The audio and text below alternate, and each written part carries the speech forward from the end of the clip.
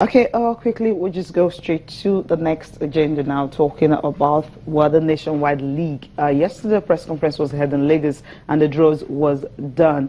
And everyone is talking about the league that has about 165 165 team. It's more like the third tier of the Nigerian league.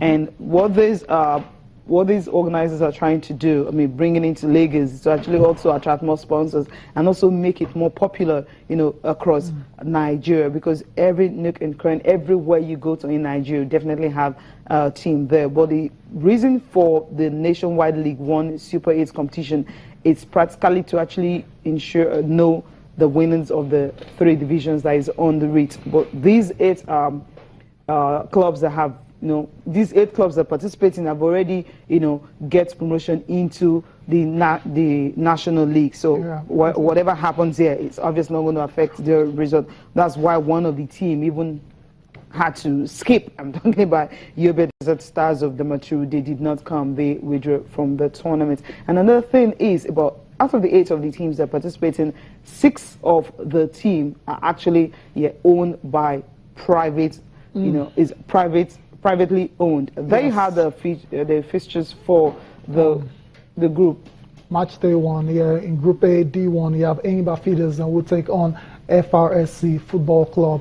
And there's a bye there for AS Racing against the opponent who obviously pulled out from that particular tournament. In Group B, you have Bida Lions FC will take on Papilo FC, one of the privately owned side. You were talking about CC. I'm looking forward to that particular one. And My People FC will play FC Abuja. That's a Group B matchup later on today. Okay, definitely, and that's the way it's going to be. And the next one, it's going to be the semi-finals, and also the final will be played on Thursday, so we know who is going to be the champions of the Super 8. Another thing is you also have some countries from Lagos, some clubs from Lagos that will be participating: Spartans FC, Collins Edwin FC, Destiny Boys FC, Goodland Rangers FC, or it's going to add glamour to the NLO Super 8. So I think it's going to be another competition that will be great for the organizers. It's in Lagos, so you can actually go to the Agege Stadium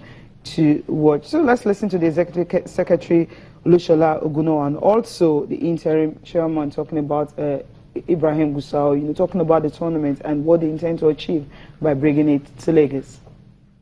With technology, you can actually monitor events happening here from Lagos, monitor events in Yobe and everything. And all over the places, we have our people on ground. We don't need to send people from Abuja to go to Maiduguri to go and do something for us.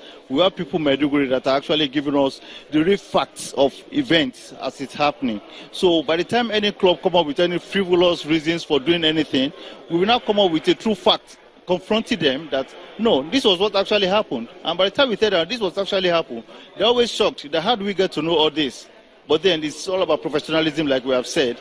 It's a very small world, and it's easy for us to coordinate. And funny enough, we are no more than 7-8 people in the secretariat working, and people get to ask questions. That how can 8 people coordinate 165 clubs throughout the country? We are present in all the 36 states and FCT.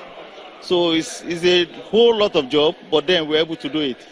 When you are talking of trying to showcase your product, I think Nationwide League is the best place for you to go, because it is the only league that you can find in all the nook and corners of this country. Having over 160 youth football team, I don't think there is anywhere you can go for you to showcase your product than Nationwide League. And then secondly, some of the partners you see, like the insurance company, we cannot just be carrying some people's kids without ensuring that at least they are properly insured.